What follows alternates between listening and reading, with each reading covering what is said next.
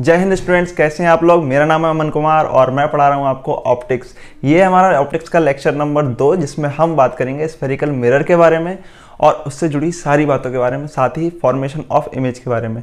तो चलिए फिर इसको हम शुरू करते हैं। तो हमने पिछले लेक्चर में प्लेन मिरर पढ़ लिया था, मिरर पढ़ लिया था। मिरर क्या होता है? एक रिफ्लेक्टिंग सरफेस होता है, ठीक है, जिससे कोई लाइट आकर रिफ्लेक्ट हो जाती है। अब स्फेरिकल मिरर को देखते हैं तो इसकी डेफिनेशन क्या है।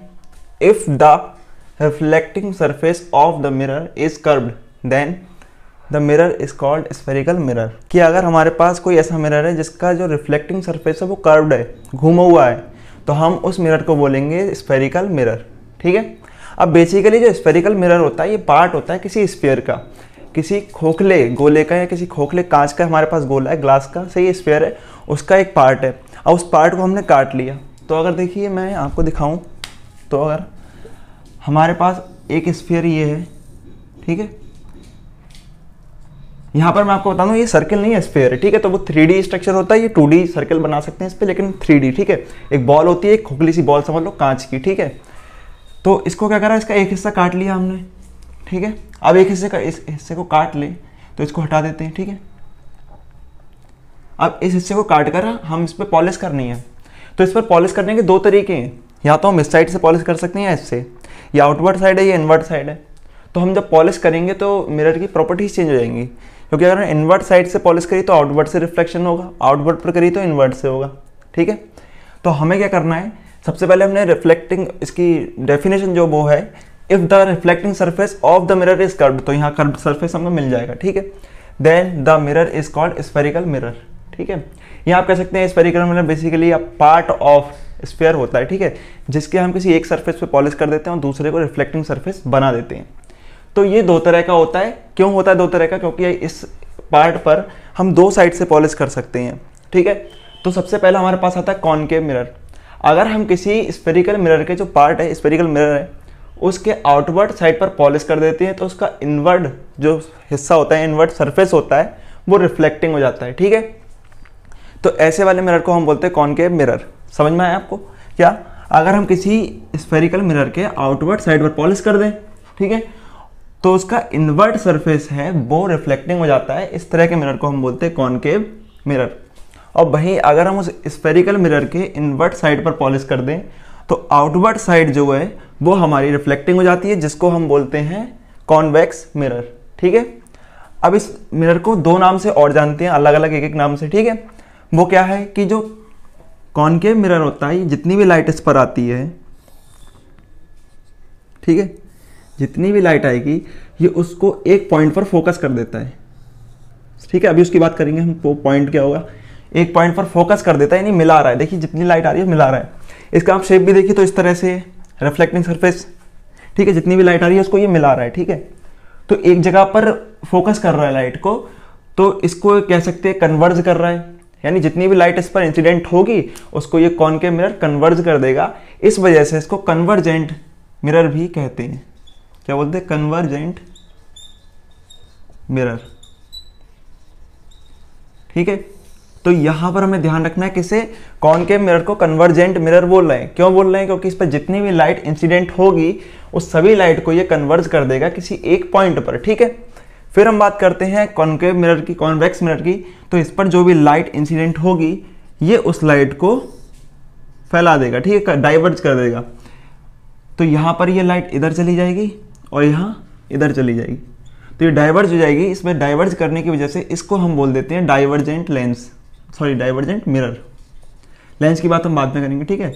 डाइवर्जेंट मिरर, समझ में आ गया आपको? ये जितनी भी लाइट इंसिडेंट होती है उसे कन्वर्ज कर देता है, इसलिए कन्वर्जेंट मिरर।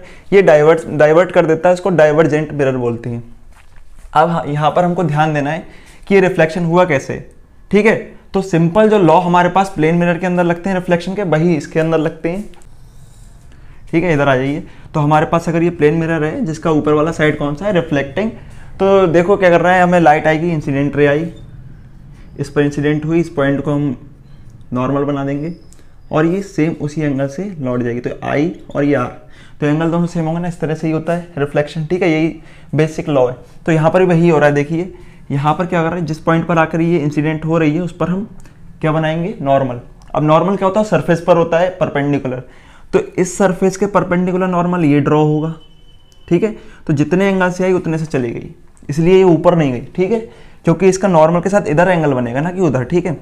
इसका देखेंगे तो यहाँ पर हम नॉर्मल ड्रॉ करेंगे, तो यहाँ से जब नॉर्मल ड्रॉ कर दोगे तब भी वही बात, जितने एंगल से आई थी उससे चली गई। सेम यहाँ पर अगर इस पर नॉर्मल ड्रॉ करेंगे तो नॉर्मल कुछ इस तरह से होगा, और इस पर करेंगे तो कुछ इस तरह से होगा, ठीक है। तो ये आपको समझ में आ गया होगा कि कॉनकेव मिरर क्या होते हैं, कॉन्वेक्स मिरर क्या होते हैं। तो अब चलिए स्फेरिकल मिरर से जुड़ी हुई कुछ डेफिनेशन की बात कर लेते हैं, वो क्या होंगी। तो सबसे पहले आपको दोनों मिरर समझ में आ गए होंगे, ये कॉनकेव है, ये कॉन्वेक्स है, ठीक है। अब शुरुआत करते हैं क्या डेफिनेशन होगी। तो सबसे पहले हम इसके देखते हैं, वो है हमारे पास पोल, ठीक है, या इसको बोल सकते हैं pole of a spherical mirror. तो देखिए कोई भी हमारे पास स्फेरिकल मिरर है तो उसके रिफ्लेक्टिंग सरफेस का, ठीक है, इसका रिफ्लेक्टिंग सरफेस का जो मिड पॉइंट होता है उसको हम बोलते हैं पोल ऑफ द मिरर, ठीक है। अब ये जो हमारे पास कॉनकेव मिरर है इसका रिफ्लेक्टिंग सरफेस ये है और इसका जो मिड पॉइंट है वो ये है, तो इसको हम बोलते हैं पोल, इसको P से रिप्रेजेंट करते हैं, ठीक है। और इस वाले यानी जो कॉन्वेक्स मिरर है इसमें जो इसका रिफ्लेक्टिंग सरफेस है वो ये है, तो हम इसको क्या बोलेंगे, पोल। तो ये क्या है हमारे पास, पोल, ठीक है। तो पोल हो गया, ये भी हमारे पास हो गया पोल।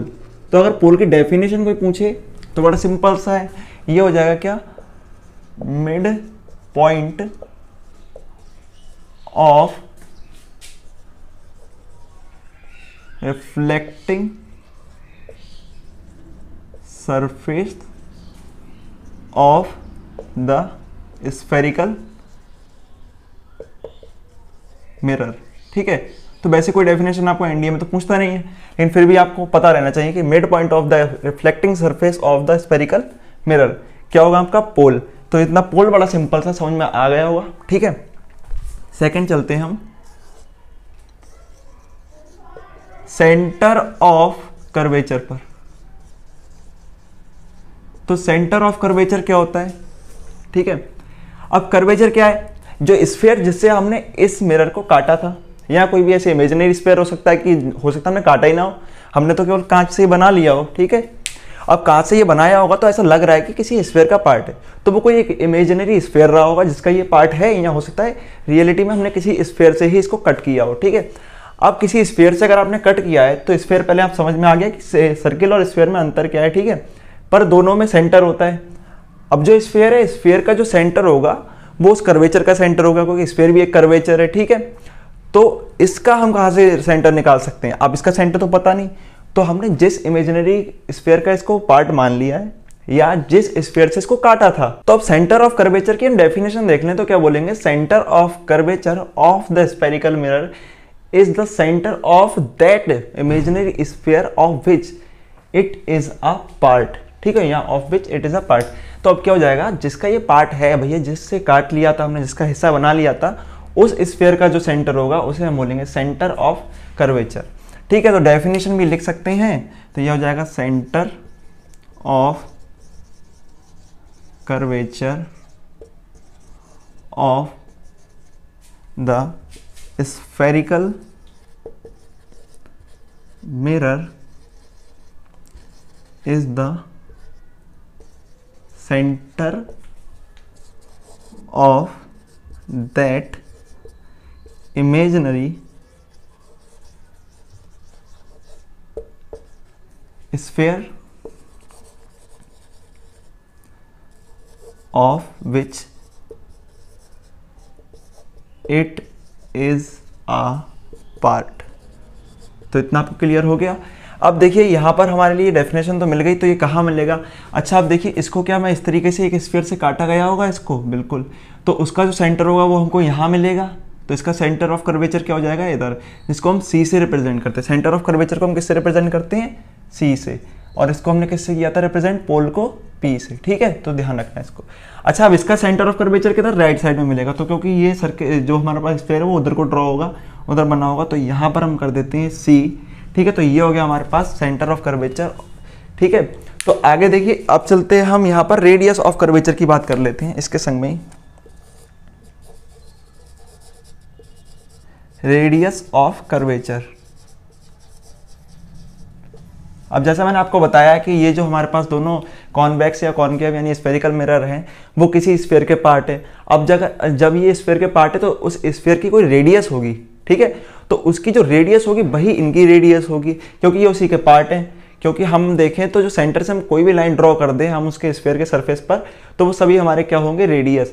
तो यहाँ पर डेफिनेशन बोलना चाहोगे तो आप ये बोल सकते हो, radius of curvature of the spherical mirror is the radius of that imaginary sphere of which it is a part. बस सेम यहाँ पर सेंटर ऑफ कर्वेचर की जगह रेडियस ऑफ कर्वेचर आप लगा देना है, ठीक है। वरना दूसरा तरीका ये है कि आप क्या कर सकते हैं कि देखिए यहाँ से अगर मैं यहाँ पर लाइन ड्रॉ करूँ या यहाँ कोई लाइन ड्रॉ करूँ, वो सभी लाइन क्या होंगी, रेडियस होंगी इसकी, ठीक है। तो यहाँ से हम सभी डिस्टेंस को जो होता है मेजर करते हैं पोल से, तो हम ये बोल सकते हैं कि जो पोल से लेके हमारे पास सेंटर ऑफ कर्वेचर के बीच का जो डिस्टेंस होता है उसको हम रेडियस ऑफ कर्वेचर बोलते हैं, ठीक है। तो ये हमारे पास हो जाएगा रेडियस ऑफ कर्वेचर, जिसको हम आर से डिनोट करते हैं, ठीक है। तो यहाँ भी हम किससे डिनोट करेंगे इसको, आर से, ठीक है। ये पॉजिटिव निगेटिव कैसे होंगे वो हम बाद में देखेंगे। तो अगले डेफिनेशन पर चलते हैं जो है हमारे पास प्रिंसिपल एक्सिस। तो ये फोर्थ है जिसको हम बोलते हैं प्रिंसिपल एक्सिस, ठीक है। तो प्रिंसिपल एक्सिस क्या होती है, हमारे पास अगर कोई भी स्फेरिकल मिरर है जो आपको दिख ही रहे हैं, दो हैं, तो उस स्फेरिकल मिरर से हम क्या करें, उसके सेंटर से और पोल से जाती हुई एक लाइन ड्रॉ कर दें, ठीक है। कैसे, सेंटर से और पोल से जाती हुई एक लाइन ड्रॉ कर दें तो हम उसको बोलते हैं प्रिंसिपल एक्सिस, ठीक है। बड़ा सिंपल सा है, यानी कोई भी लाइन हमारे पास अगर सेंटर ऑफ कर्वेचर से और पोल से जा रही है तो हम उसको प्रिंसिपल एक्सिस बोलते हैं। तो ये हमारे पास क्या हो चुकी है, प्रिंसिपल एक्सिस। सेम ये भी हमारे पास क्या है, इसकी प्रिंसिपल एक्सिस। तो इसके लिए तो कोई डेफिनेशन की जरूरत नहीं है, पूछा भी नहीं जाता इसके बारे में ज़्यादा, लेकिन मैंने बता दिया आपको जनरली, ठीक है। तो ये हो जाएगा प्रिंसिपल एक्सिस, ठीक है। तो आगे चलते हैं और देखते हैं क्या है हमारे पास। तो इसको बोलते हैं, हमारे पास जो नेक्स्ट है अपर्चर, ठीक है। क्या बोलते हैं उसको, अपर्चर, ठीक। अब ये अपर्चर क्या है उसको देख लेते हैं। अपर्चर ऑफ स्फेरिकल मिरर या अपर्चर बोल देते हैं। तो आपको ये एक स्फेरिकल मिरर दिख रहे हैं दोनों, ठीक है। अच्छा, इस स्फेरिकल मिरर की मैं बात करूं तो इसका रिफ्लेक्टिंग सरफेस कहाँ तक है, वो यहाँ से यहाँ तक रिफ्लेक्टिंग सरफेस है, ठीक है। इसका भी रिफ्लेक्टिंग सरफेस कहाँ से कहाँ तक है, ये सही है। ये कह सकते हैं आप इसको इनिशियल पॉइंट, इसको फाइनल बोल सकते हैं, वरना कोई भी आप ले लो, ठीक है, जहाँ पर वो शुरू हो रहा है फिर खत्म हो रहा है।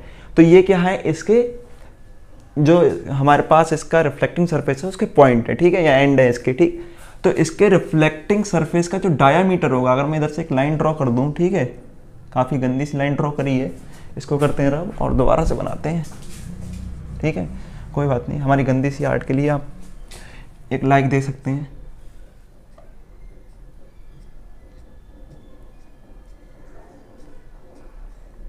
ठीक है, तो इसको हम बोलेंगे अपर्चर ऑफ स्फेरिकल मिरर, ठीक है। तो ये इसको हम बोल देते हैं M1 और इसको बोल देते हैं M2। तो सेम इधर ड्रॉ कर देते हैं, ठीक है। तो ये भी हो जाएगा M1 M2। तो ये क्या हुआ, तो diameter of the spherical mirror, ठीक है, या हम बोल सकते हैं diameter of the reflecting surface of spherical mirror is called aperture of spherical mirror, ठीक है। तो इसको हम बोल सकते हैं, डेफिनेशन आएगी the diameter of the reflecting surface of spherical mirror is called aperture, ठीक है। क्या हो गया, अपर्चर। तो अपर्चर क्या होगा, डायामीटर, रिफ्लेक्टिंग सरफेस का डायामीटर। रिफ्लेक्टिंग सरफेस क्या है, इधर वाला रिफ्लेक्टिंग सरफेस है, इसका डायामीटर, ठीक है, इसका डायामीटर। तो यहाँ पे अपर्चर है क्या, ठीक है, अपर्चर है यहाँ पर M1 M2, यहाँ पर किससे करा गया, अपर्चर को, ठीक है, आपको समझ में आ गया।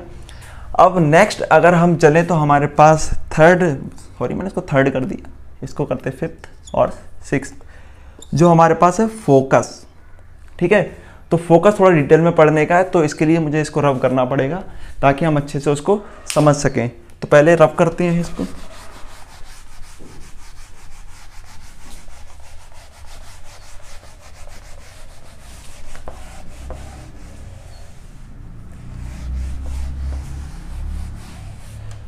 तो हम चलते हैं फोकस, या जिसको हम बोलते हैं प्रिंसिपल फोकस, ठीक है। तो इसको ध्यान रखना है।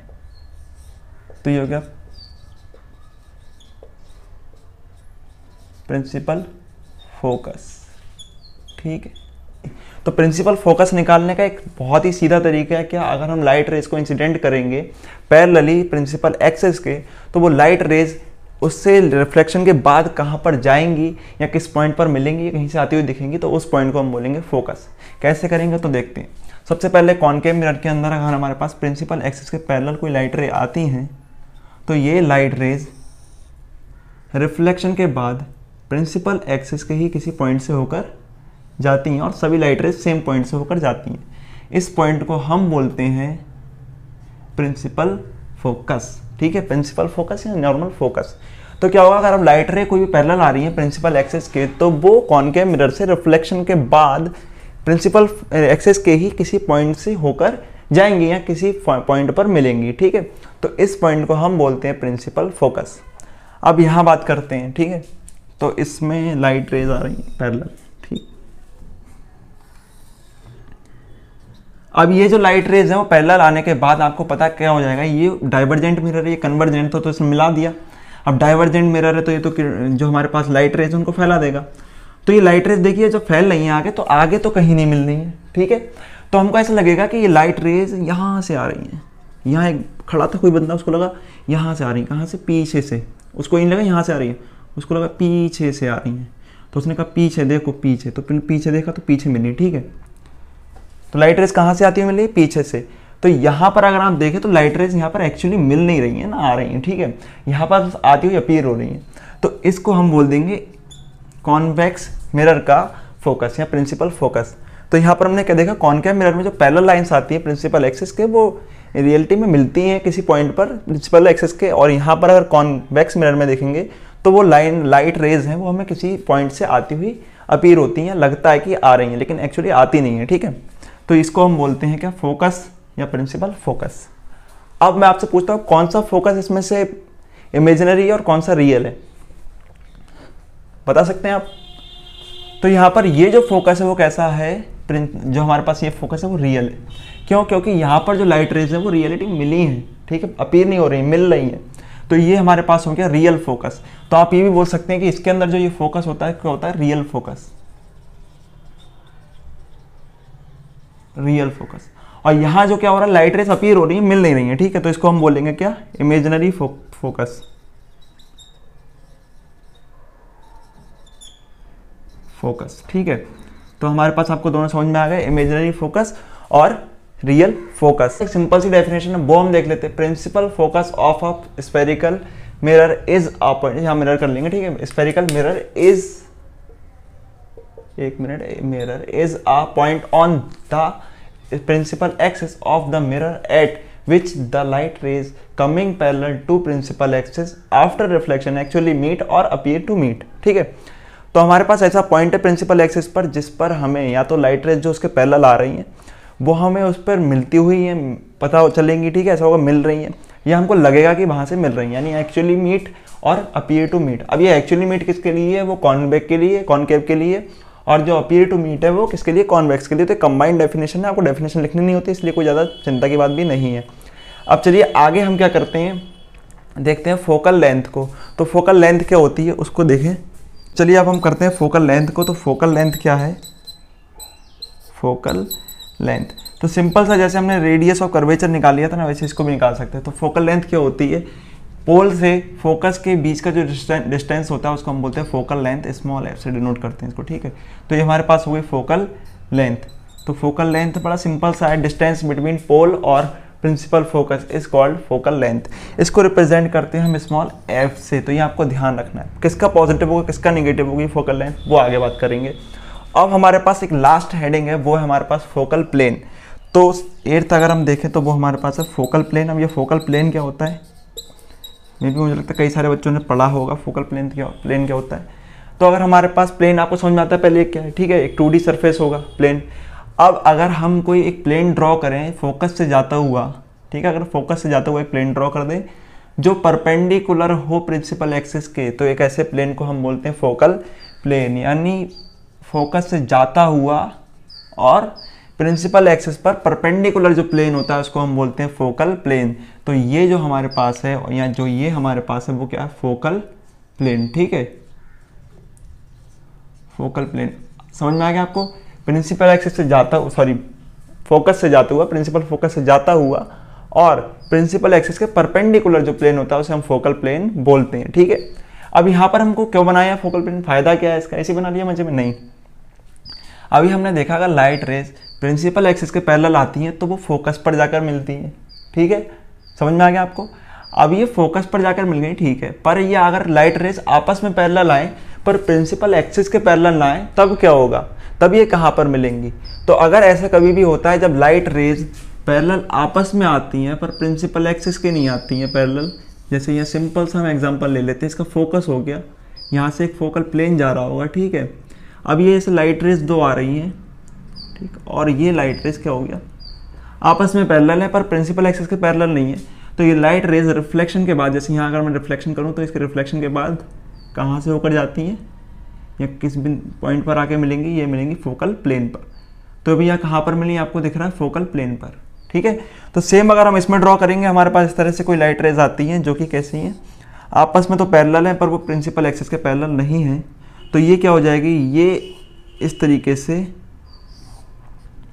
तो इसको ऊपर ले जाएंगे, तो ऊपर जाके हम ड्रॉ करेंगे तो ये हमको कहाँ से, किसी फोकल प्लेन में के किसी पॉइंट से आती हुई अपीयर होगी। ठीक है, तो ये हमारे पास पॉइंट होगा जो फोकल प्लेन में से होगा। ठीक है, तो अगर लाइट रे प्रिंसिपल एक्सिस के पैरेलल आती हैं तो फोकस पर मिलती हैं, और प्रिंसिपल एक्सिस के पैरेलल ना आकर आपस में ही पैरेलल आती हैं तो वो फोकल प्लेन में मिलती हैं। इतना आपको ध्यान रखना है। अब इतना होने के बाद हम देखेंगे कि हमने पीछे प्लेन मिरर पढ़ा था, तो क्या प्लेन मिरर में ये नहीं होता है जो फोकस, प्रिंसिपल फोकस कहाँ होता है, फिर उसकी फोकल दूरी, फोकल लेंथ क्या होती है, और साथ ही उसकी रेडियस ऑफ कर्वेचर और सेंटर ऑफ कर्वेचर क्या होता है। तो सिंपली अगर हम देखें तो अगर हम किसी स्फीयर के रेडियस को बढ़ाते चले जाएं, रेडियस को बढ़ाते चले जाएं, तो उस जो हमारे पास स्फीयर होगा वो थोड़ा कम कर्व दिखाई देगा, कम घुमा हुआ दिखाई देगा। ठीक है, वो थोड़ा थोड़ा प्लेन की तरह बिहेव करने लगेगा।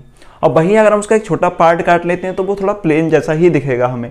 लेकिन अगर हम यहाँ इमेजिन कर लें एक इन्फिनाइट रेडियस का एक हमारे पास स्फीयर है, तो उस इन्फिनाइट रेडियस के स्फीयर का कोई भी पार्ट अगर हम निकाल लेंगे तो वो हमको प्लेन दिखाई देगा। ठीक है, जैसे अगर हम यहाँ पर एक स्फीयर लेते हैं, ठीक है, और इसको हम बढ़ाते चलेंगे, आपको जितना छोटा स्फीयर होगा उसका कर्वेचर ज़्यादा होगा, बड़ा करते जाओगे देखिए कम हो जाएगा, और बड़ा कर दोगे, रेडियस बढ़ रही है। ठीक है, तो रेडियस अगर बढ़ती जा रही है तो उसका कर्व कम हो जाएगा, यानी वो कम घुमा हुआ हमको लगेगा। ठीक है, अब इससे होगा क्या, वो धीरे धीरे अगर उसका छोटा हिस्सा काट लेंगे तो प्लेन लगेगा। पर हमने इमेजिन क्या कर लिया था, इन्फिनाइट रेडियस का एक स्फीयर। अब उस इन्फिनाइट रेडियस के स्फीयर का कोई सा भी पार्ट निकाल लेंगे तो वो प्लेन दिखाई देगा। तो इसका मतलब हम मान सकते हैं कि प्लेन मिरर जो है वो किसी इन्फिनाइट रेडियस के स्फीयर का पार्ट है। ठीक है, तो उस इन्फिनाइट रेडियस के स्फीयर का पार्ट होने की वजह से उसका जो सेंटर ऑफ कर्वेचर हो गया वो इन्फिनाइट पर हो गया। ठीक है, उसकी रेडियस ऑफ कर्वेचर इन्फिनाइट हो गई। ठीक है, समझ में आ रहा है? फिर फोकल लेंथ कहाँ गई उसको देखते हैं। तो यहाँ पर पहले हमारे पास जो स्फेरिकल मिरर है इसमें फोकल लेंथ और रेडियस के बीच में एक रिलेशन होता है, वो है F=R/2, यानी जो फोकल लेंथ होती है वो रेडियस ऑफ कर्वेचर की आधी होती है, या हम बोल सकते हैं R=2F। तो ये relation between radius of curvature and focal length. ठीक है, तो इतना आपको समझ में आ गया। अब यहाँ पर हमने दूसरी डेफिनेशन क्या देखी थी, दो तरीके से मैं बता सकता हूँ कि प्लेन का फोकस कहाँ पर होगा। एक तो कैसे, अगर हमारे पास रेडियस कितनी निकली थी प्लेन मिरर की, तो प्लेन मिरर की बात कर रहे हैं हम, प्लेन मिरर, तो इस प्लेन मिरर के लिए उसकी जो रेडियस थी वो थी इन्फिनिटी। ठीक है, तो इसका अगर हम फोकस निकालेंगे तो फोकस भी हो जाएगा R/2। अब इन्फिनिटी/2 कर रहे हैं तो इन्फिनिटी का कुछ भी कर दो वो रहेगा इन्फिनिटी ही। ठीक है, समझ में आ गया? तो इसके फोकस भी कहाँ पर हो जाएगा, या फोकल लेंथ भी कहाँ हो जाएगी, इन्फिनिटी। तो फोकल लेंथ इन्फिनिटी हो गई तो इसका फोकस भी कहाँ हो गया, इन्फिनिटी। ठीक है, इन्फिनिटी पर। और दूसरे तरीके से कैसे बता सकते हैं वो देखते हैं। अब यहाँ पर हमने देखा कि लाइट बीम अगर प्रिंसिपल एक्सिस के पैरेलल आती हैं तो वो जिस पॉइंट पर मिलती हैं उसको हम बोलते हैं फोकस, है जिस पर अपीयर होती हैं। पर अगर इसके केस में देखें तो क्या होगा, ये प्लेन मिरर होगा, सीधे ये प्लेन मिरर हमारे पास है, तो इस पर जितनी भी लाइट रेज आती हैं जो पैरेलल आ रही हैं, अगर हम इसका प्रिंसिपल एक्सिस अगर हम इसका रिफ्लेक्टिंग सरफेस मान लेंगे तो ऐसे ड्रॉ कर सकते हैं। ठीक है, तो क्या होगा, इस पर जो पैरेलल आ रही है लाइट रेज, अब ये क्या होगा, रिफ्लेक्शन के बाद हमको इधर पीछे, रिफ्लेक्शन के बाद क्या ये कभी मिलेंगी, क्योंकि ये पैरेलल लाइन आ रही है। ठीक है, पैरेलल लाइट्स आ रही है, तो पैरेलल लाइट कभी मिलेगी नहीं। तो जो पैरेलल लाइट होती है, पैरेलल लाइट रेज है, हम मान लेते हैं कि वो इन्फिनिटी पर मिलेंगी, तो इस वजह से इसका फोकस कहाँ हो जाएगा, इन्फिनिटी पर। तो आपको ध्यान रखना है प्लेन मिरर की जो रेडियस होती है वो भी इन्फिनिटी होती है, फोकस भी इन्फिनिटी होती है, फोकल लेंथ भी इन्फिनिटी होती है, रेडियस और फोकस दोनों इन्फिनिटी पर होते हैं और दोनों की लेंथ इन्फिनिटी हो जाती है। तो ये क्योंकि इससे क्वेश्चन बनता है और अच्छा खासा आपसे पूछा जा सकता है, तो ये सब मुझे लगता है आपको समझ में आ गया होगा। तो देखिए अभी हम पढ़ेंगे formation of image from a spherical mirror, पर उससे पहले हमें कुछ चीज़ें पता होनी चाहिए कि हम किसी इमेज की फॉर्मेशन होती कैसे है। हालांकि आपको लग रहा होगा एनडीए में इतना यार हमको डायग्राम बनाने को तो नहीं आता है, हाँ मुझे पता है आपको डायग्राम बनाने को नहीं आता है, पर एक कॉन्सेप्ट क्लियरिटी के लिए मैं आपको बता रहा हूँ ताकि ये चीज़ आपको ध्यान रहनी चाहिए। आपसे तो क्वेश्चन डायरेक्टली पूछेगा, ठीक है। तो कैसे देखेंगे हम यहाँ पर, अगर हमारे पास देखिए दो तरह के मैं मिरर ले लेता हूँ, दो ही हमारे पास स्फेरिकल मिरर है, एक कॉनकेव है और कॉन्वेक्स है, ठीक है। वो पॉजिटिव नेगेटिव की बात भी हम ये कर लेंगे अभी, कौन सा पॉजिटिव हो कौन सा नेगेटिव होगा, ठीक है क्या चीज़। तो यहाँ पर हमने क्या कर लिया, ये हमारा पोल हो गया, सेम इसमें भी क्या हो गया पोल, ठीक है। तो पहले आपको पॉजिटिव नेगेटिव बता देता हूँ। तो क्या होता है, हम किसी भी मिरर को जो होता है, अगर हमने आपने ये पढ़ा होगा, ठीक है, कोऑर्डिनेट ज्योमेट्री, तो इसमें आपको x, फिर ये x डैश, बाई और बाई डैश, तो यहाँ पर आप जितनी भी जो डिस्टेंस लेंगे तो वो सब पॉजिटिव होते हैं एक्स एक्सिस पर, ठीक है। तो इधर जितने भी होंगे पॉजिटिव होंगे, ऊपर जिधर भी जितने लोग कवर करोगे वो भी पॉजिटिव होंगे, इस साइड भी ऊपर पॉजिटिव कवर होंगे, इस साइड जाओगे तो निगेटिव हो जाएंगे, नीचे निगेटिव हो जाएगा, इधर भी नीचे निगेटिव होगा, इस साइड जाओगे वो निगेटिव रहेगा, ठीक है। और अगर हम चलते हैं इस साइड तो हो जाएगा पॉजिटिव, ठीक है। तो हमारे पास कोई भी अगर स्फेरिकल मिरर है तो हम उसको यहाँ पर ओरिजिन पर रखा हुआ मान लेते हैं, यानी उसका पोल उसके ओरिजिन पर होता है, ठीक है। पोल किस पर है, ओरिजिन पर। अब पोल ओरिजिन पर है और साथ में जो उसका रिफ्लेक्टिंग सरफेस है वो लेफ्ट साइड में फेस करे हुए है, ठीक है। उसकी जो फेसिंग है वो किधर है, लेफ्ट साइड है, समझ में आ गया। तो रिफ्लेक्टिंग सरफेस की फेसिंग लेफ्ट साइड में होने से अब दोनों में आपको पता चल जाएगा कि इसका फोकस इधर होता है और इसका सी इधर, यानी सेंटर ऑफ कर्वेचर इधर होता है। सेम इसमें बात करें तो इसका फोकस राइट साइड में जाएगा और सी इधर हो जाएगा, यानी radius of centre of curvature हमारा राइट साइड में हो जाएगा। अब किसकी फोकल लेंथ, इसकी फोकल लेंथ f हो गई और रेडियस ऑफ कर्वेचर r हो गई। तो ये कैसी होगी, देखिए लेफ्ट साइड में अगर हम कोई भी डिस्टेंस कवर करते हैं वो निगेटिव होगा, इधर भी हम कवर करेंगे वो निगेटिव होगा, ठीक है। अब हम इधर चलते हैं तो क्या होगा, ये राइट साइड में हो गया तो ये पॉजिटिव हो जाएगा और ये हमारे पास कैसी हो जाएगी, रेडियस ऑफ कर्वेचर भी पॉजिटिव हो जाएगी क्योंकि ये राइट साइड में ले रहे हैं, ठीक है। अब आपको ध्यान रखना है जब भी हम इमेज बनाएंगे तो ऑब्जेक्ट को हम प्रिंसिपल एक्सिस से ऊपर ही रखेंगे हमेशा, और जो ऑब्जेक्ट है वो लेफ्ट साइड में प्लेस करेंगे, ठीक है। तो वो भी दोनों जो हमारे पास डिस्टेंस होंगे वो भी निगेटिव आएंगे। अब उसको किससे डिनोट करते हैं वो धीरे धीरे समझ जाएंगे, ठीक है। तो आपको ध्यान रखना है कि जो हमारे पास ऑब्जेक्ट होते हैं उनको कैसे रखना है, किधर करना है, लेकिन थोड़ा सा वेट करिए, पहले हम यहाँ समझ लेते हैं कि फॉर्मेशन ही कैसे हो, फॉर्मेशन कैसे होगी। तो इसको करते रहो और फॉर्मेशन समझ लेते हैं।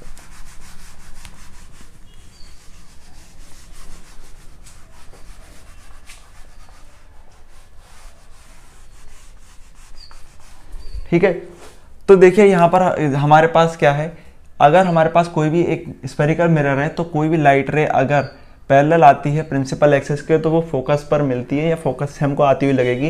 ये पीछे पड़ चुके हैं, पर हम दूसरी ये दिखा देता हूँ फिर भी मैं आपको कि ये लाइट रे जो पैरेलल आ रही है तो ये कहाँ से होकर जाएगी, ये फोकस से होकर जाएगी, ठीक है।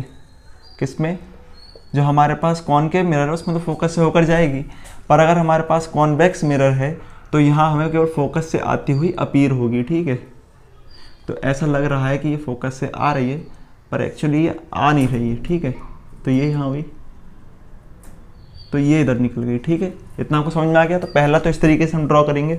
सेकंड क्या होगा, हमारे पास अगर कोई भी लाइट रे है, ठीक है, और वो क्या होती है, लाइट रे फोकस से चलना शुरू कर दे, ठीक है। मान लीजिए लाइट का सोर्स यहीं पर रखा हुआ है तो फोकस यहीं से लाइट चल रही है, तो यहाँ से चलने वाली लाइट रिफ्लेक्शन के बाद प्रिंसिपल एक्सिस के पैरेलल जाएगी, वाइस वर्सा, ठीक है। आपको दिख रहा है उल्टा कर दिया बिल्कुल, ठीक। तो सेम यहाँ पर कर सकते हैं, पर यहाँ पर कैसे रख दें हम, तो यहाँ पर आप फोकस पर तो लाइट सोर्स रख ही नहीं सकते क्योंकि आपको इधर रिफ्लेक्टिंग सरफेस ही नहीं है तो रिफ्लेक्शन तो होगा ही नहीं, ठीक है। यहाँ से लाइट जाएगी नहीं, पर आप यहाँ पर लाइट को प्लेस कर सकते हैं, लाइट का सोर्स प्लेस कर सकते हैं इस डायरेक्शन में कि जो लाइट रे आ रही है वो प्रिंसिपल फोकस की तरफ आए, ठीक है, प्रिंसिपल फोकस की ओर आने लगे। तो देखिए प्रिंसिपल फोकस की ओर आ रही है तो ये जैसे जा रही है प्रिंसिपल फोकस की तरफ, तो ये बीच में इसके रिफ्लेक्टिव सरफेस आ गया तो इसका हो जाएगा रिफ्लेक्शन, और रिफ्लेक्शन के बाद हो जाएगी ये प्रिंसिपल एक्सिस के पैरेलल। और थर्ड हमारे पास ये है कि अगर कोई भी लाइट रे सेंटर ऑफ कर्वेचर से होकर जाती है, ठीक है, यहाँ से लाइट रे आ रही है जो कि कहाँ से, सेंटर ऑफ कर्वेचर से होकर जाएगी, ठीक है। तो जैसे ही वो मिरर पर जाके स्ट्राइक करती है तो रिफ्लेक्शन के बाद वापस अपने रास्ते पर लौट आती है, ठीक है। सेम यहाँ पर हम क्या बोल सकते हैं, अगर कोई भी लाइट रे जो हमारे पास सेंटर ऑफ कर्वेचर की तरफ आ रही है, तो पहले मैं इसको थोड़ा सा इधर ड्रॉ कर देता हूँ और फिर हम इसको इधर कर लेते हैं। सेंटर ऑफ कर्वेचर की तरफ इधर से ये आ रही थी और जैसे इसने यहाँ स्ट्राइक करा, हालांकि वो उधर जाएगी नहीं पर आती हुई लग रही है, तो यहाँ से लौट कर वापस से उसी मीडियम में चली जाएगी स्ट्राइक करने के बाद। अपने पाथ को फॉलो करती हुई आ रही है। क्यों आ रही है, पीछे कॉन्सेप्ट बता चुका हूँ कि अगर कोई भी लाइट रे किसी पर परपेंडिकुलरली स्ट्राइक करती है तो अपने पाथ को फॉलो करती है वापस उसी मीडियम में लौट आएगी वो। अब जैसे यहाँ पर देखें तो हमने देखा था कि ये सेंटर है, वो भी सेंटर है, तो सेंटर से हम जितनी भी लाइन ड्रॉ करेंगे सरफेस पर वो उस पर परपेंडिकुलर होंगी, तो यहाँ पर ये परपेंडिकुलर होगी। अब ये छोटे सरफेस पर ये परपेंडिकुलर है, यहाँ आप नॉर्मल ड्रॉ कर लो, तो भैया यहाँ i बराबर 0 था तो r बराबर भी 0 होगा, अपने रास्ते पर वापस लौट जाएगी। सेम यहाँ पर भी होगा, तो इतना आपको समझ में आ गया होगा। तो चलिए अब देखते हैं formation of image from a concave mirror. तो यहाँ पर कई 6 कंडीशंस होती है हमारे पास, 3 की पहले बात कर लेते हैं फिर आगे चलेंगे। तो सबसे पहले हमारे पास पोजीशन ऑफ ऑब्जेक्ट है, रे डायग्राम है, पोजीशन ऑफ इमेज है, nature and size of image है। तो सबसे पहले अगर हमारे पास कोई ऑब्जेक्ट इन्फिनिटी पर है, एट इन्फिनिटी, तो इन्फिनिटी पर हम मानकर चलते हैं उससे जो लाइन्स आएंगी वो लाइट रे आएंगी वो हमेशा पैरेलल होंगी, वो या तो आपस में पैरेलल होंगी और या प्रिंसिपल एक्सिस के पैरेलल होंगी। तो प्रिंसिपल एक्सिस के पैरेलल होंगी तो आपको पता है वो फोकस पर मिलेंगी, ठीक है, तो जो पोजीशन ऑफ इमेज हो जाएगी वो फोकस हो जाएगी। अगर वो आपस में पैरेलल है पर प्रिंसिपल एक्सिस के पैरेलल नहीं है तो वो फोकल प्लेन में मिलेंगी, तो इमेज की जो पोजीशन हो जाएगी वो फोकल प्लेन हो जाएगा। साइज की बात करें, नेचर की बात करें तो रियल होगी इमेज, इन्वर्टेड होगी, एक्सट्रीमली डिमिनिश्ड इन साइज, तो रियल मिलेगी, इन्वर्टेड उल्टी हो जाएगी, और साथ ही साइज जो होगा बहुत छोटा होगा, या आप कह सकते हैं पॉइंट के साइज में होगा, ठीक है। इसको देखते हैं, बिटवीन सी एंड इन्फिनिटी, यहाँ उसको बोल सकते हैं centre of curvature and infinity, पर ये डिस्टेंस जो वो फाइनाइट होना चाहिए जिसको हम नाप सकें, मेजर कर सकें। तो यहाँ पर अगर कोई ऑब्जेक्ट प्लेस किया है तो उसकी जो इमेज होगी वो हमें बिटवीन एफ एंड सी यानी फोकस और सेंटर ऑफ कर्वेचर के बीच में मिलेगी, जो कि रियल होगी, इन्वर्टेड होगी, डिमिनिश्ड इन साइज। तो साइज तो छोटा होगा पर रियल इन्वर्टेड सेम रहेगा। इसके बाद हम देखते हैं एट सी, अगर हम उसको, अब देखिए एक एक स्टेप हम आगे चल रहे हैं ना, तो पहले इन्फिनिटी पर थे, फिर इन्फिनिटी और सी के बीच में आ गए, फिर सी पर आ गए, ठीक है। तो सी पर अगर कोई ऑब्जेक्ट रखा हुआ है नहीं सेंटर ऑफ कर्वेचर पर, तो ऑब्जेक्ट की जो इमेज होगी वो भी सेंटर ऑफ कर्वेचर पर ही मिलेगी, जो रियल होगी, इन्वर्टेड होगी, और उसका साइज भी कैसा होगा, सेम। तो ये कंडीशन ऐसी है, इसमें जो इमेज की पोजीशन होती है वो ऑब्जेक्ट की पोजीशन पर ही होती है, साथ ही इमेज का जो साइज होता है वो ऑब्जेक्ट के साइज के बराबर ही होता है। और ये केवल एक स्पेशल कंडीशन है जब उस ऑब्जेक्ट को हमने सी यानी सेंटर ऑफ कर्वेचर पर रखा गया हो। तो ये मल्टीपल चॉइस में यहाँ से पूछ सकते हैं, तो ये आपको ध्यान रखना है। ऑब्जेक्ट को हम फोकस और जो हमारे पास सेंटर ऑफ कर्वेचर है उसके बीच में प्लेस करेंगे, तो उसकी जो हमें इमेज है वो बिटवीन सी एंड इन्फिनिटी यानी इन्फिनिटी और सेंटर ऑफ कर्वेचर के बीच में मिलेगी, जो कि कैसी होगी, रियल, इन्वर्टेड एंड मैग्नीफाइड। तो यहाँ पर हमने देखा जैसे जैसे हम उधर से चलते हुए आ रहे थे तो फोकस जब सब इन्फिनिटी पर था तो पॉइंट के साइज की ऑब्जेक्ट हमें इमेज मिल रही थी, फिर साइज थोड़ा सा बड़ा हुआ पर जो ऑब्जेक्ट था उसे छोटा ही था। जैसे हम सी पर पहुंचे तो ऑब्जेक्ट का जो साइज था उतना ही हमें इमेज का साइज मिला। फिर इसके बाद जैसे हमने एक स्टेप और आगे बढ़े हम राइट साइड में, तो हमारे पास जो इमेज है वो लेफ्ट साइड एक साइड आगे बढ़ी, ठीक है। और उसके बाद जो साइज था वो बढ़ता गया, तो अब साइज क्या हो गया, बढ़ गया ऑब्जेक्ट से, तो कैसी होगी, मैग्नीफाइड। मैग्नीफाइड का मतलब बड़ा हुआ, ठीक है। तो फिर हम देखते हैं जब हमने ऑब्जेक्ट को फोकस पर प्लेस कर देंगे तो उसकी जो इमेज है वो हमें इन्फिनिटी पर मिलेगी और ये साइज बहुत ही ज़्यादा बढ़ जाएगा। तो ये रियल होगी, इन्वर्टेड होगी, अभी भी उल्टी अभी भी होगी, ठीक है। साथ ही इसको हम बोलेंगे एक्सट्रीमली मैग्नीफाइड, यानी बहुत ज़्यादा बड़ा हमको जो इमेज है वो मिलेगी। और साथ ही अगर हम देखते हैं हमारे पास एक 6th कंडीशन है, ये थोड़ी सी स्पेशल कंडीशन है क्योंकि अब तक 5 कंडीशन में रियल इमेज मिल रही थी, इन्वर्टेड इमेज मिल रही थी, ठीक है। पर इस कंडीशन में जब हम ऑब्जेक्ट को प्लेस करते हैं फोकस और पोल के बीच में, तो हमें जो इमेज है वो यहाँ मिलती है, ठीक है। क्योंकि ये लाइट रेज है वो तो फैल रही है, फैलती हुई लाइट रेज कभी मिलेंगे नहीं आगे, तो पीछे बढ़ा दिए तो वहाँ हमें आती हुई लगी, तो वहाँ पर हमने क्या मिला, एक इमेज मिली जो कैसी है आपको, वर्चुअल है, इरेक्ट है और मैग्नीफाइड है, ठीक है। तो आपको वर्चुअल दिख रही है, सीधी इमेज है, ए का ये ए बी है, इसको लिख देते हैं ए बी, ठीक है। और इसकी इमेज क्या होगी, ए डैश बी डैश, जो कहाँ है हमारे मिरर के पीछे, तो जो पोजीशन हो जाएगी बिहाइंड द मिरर। तो इस 6th कंडीशन में जब हम किसी ऑब्जेक्ट को फोकस और पोल के बीच में प्लेस करते हैं तो उसकी जो इमेज है वो हमें वर्चुअल मिलती है, इरेक्ट मिलती है, मैग्नीफाइड मिलती है और बिहाइंड द मिरर मिलती है। तो आपसे पूछ सकते हैं कि कौन सी कंडीशन में हमें इमेज वर्चुअल मिलेगी, अवतल यानी जो हमारे पास अवतल बोल देते हैं हिंदी में इसको, और कॉनकेव मिरर के अंदर, ठीक है। तो क्वेश्चन इस तरीके से पूछे, कॉनकेव मिरर की कौन सी कंडीशन में हमको जो इमेज है वो वर्चुअल मिलेगी और इरेक्ट मिलेगी, ठीक है। तो उसमें आपके पास 4 ऑप्शन दे देगा, उसमें से ये वाला ऑप्शन आपका सही होगा। अब देखते हैं formation of image from convex mirror. तो इसमें केवल 2 कंडीशन होती है। एक कंडीशन हमारे पास वही रहती है कि ऑब्जेक्ट हमारा इन्फिनिटी पर हो, तो इन्फिनिटी पर ऑब्जेक्ट को वही मान के चलते हैं, या तो उससे लाइट रेस आएंगी पैरेलल होंगी प्रिंसिपल एक्सिस के, या आपस में पैरेलल होंगी। प्रिंसिपल एक्सिस के पैरेलल होंगी तो वो इमेज हमें फोकस पर मिलेगी, और आपस में पैरेलल होंगी तो वो प्लेन पर मिलेगी। अब ये जो इमेज होती है वो वर्चुअल हो जाती है, क्योंकि ये लाइट रेज आपस में एक्चुअली मिलती नहीं है, बस मिलती हुई लगती है, क्योंकि ये तो फैल गई, जो आगे कभी मिलेंगी नहीं, तो इन्हें पीछे बढ़ाने पर हमें फोकस से आती हुई लगती हैं। तो हमें जो नेचर होगा वो वर्चुअल हो जाएगा, इमेज इरेक्ट होगी, सीधी होगी, एक्सट्रीमली डिमिनिश्ड इन साइज। तो कभी भी इन्फिनिटी पर अगर कोई ऑब्जेक्ट होता है तो उसकी जो इमेज होगी वो हमेशा बहुत बहुत बहुत छोटी मिलेगी हमको, ठीक है। इसमें हम देखते हैं बिटवीन इन्फिनिटी एंड पोल। अब बिटवीन इन्फिनिटी एंड पोल जब बोल देते हैं तो हम एक फाइनाइट डिस्टेंस की बात कर रहे हैं जिसको हम मेजर कर सकते हैं। तो इसमें देखिए और कोई कंडीशन हो नहीं सकती, क्योंकि यहाँ पर फोकस या सी जो हमारे पास सेंटर ऑफ कर्वेचर है उससे कंडीशन ले नहीं सकते, क्योंकि यहाँ पर नहीं है, वो उस साइड में है। और इधर हम जो ऑब्जेक्ट है उसको प्लेस कर नहीं सकते, क्योंकि वो हमारे पास उधर रिफ्लेक्टिंग सरफेस नहीं है, ठीक है। तो इधर हम कहीं भी रख देते हैं तो क्या मिलेगी हमको इमेज। तो इमेज देखिए यहाँ से फोकस की तरफ जो हमारे पास एक फोकस नहीं है, हम कह सकते हैं कि सेंटर ऑफ कर्वेचर की तरफ एक लाइट रे जाएगी तो वो लौटकर उसी रास्ते से आ जाएगी, पर जाएगी तो है नहीं उधर, ठीक है, उसकी ओर जा रही है बस। और दूसरा हमारे पास लाइट रे जो कि प्रिंसिपल एक्सिस के पैरेलल है, वो जाकर रिफ्लेक्ट होने के बाद वापस से फोकस से आती हुई हमको लगेगी। तो ये दोनों लाइट रे एक दूसरे को ए डैश पर कट करेंगी, तो वहाँ हमको ए डैश बी डैश एक इमेज मिल जाएगी। अब ये जो बिहाइंड द मिरर है, आपको दिख ही रही इमेज कहाँ है, बिहाइंड द मिरर है, बिटवीन पी एंड एफ, यानी पोल और एफ के बीच में, फोकस के बीच में, वर्चुअल होगी, इरेक्ट होगी and diminished in size, size में हमेशा छोटी होगी, ठीक है। तो ये आपको समझ में आ गया। तो इसमें दोनों ही कंडीशन हो या सभी कंडीशन बोल सकते हो, इसमें सभी कंडीशन में जो इमेज मिलेगी हमें वर्चुअल मिलेगी, इरेक्ट मिलेगी और डिमिनिश्ड इन साइज होगी, ठीक है। तो इस वीडियो में इतना ही। अगले लेक्चर में हम बात करेंगे जो हमारे पास स्फेरिकल मिरर है उनसे जुड़े हुए एक फॉर्मूले की और शायद उनके मैग्निफिकेशन की, और साथ में उनके कुछ यूज़ की, और हम शुरुआत कर देंगे अगले लेक्चर में रिफ्रैक्शन ऑफ लाइट की। तब तक के लिए इस वीडियो को लाइक करें और चैनल को सब्सक्राइब करें।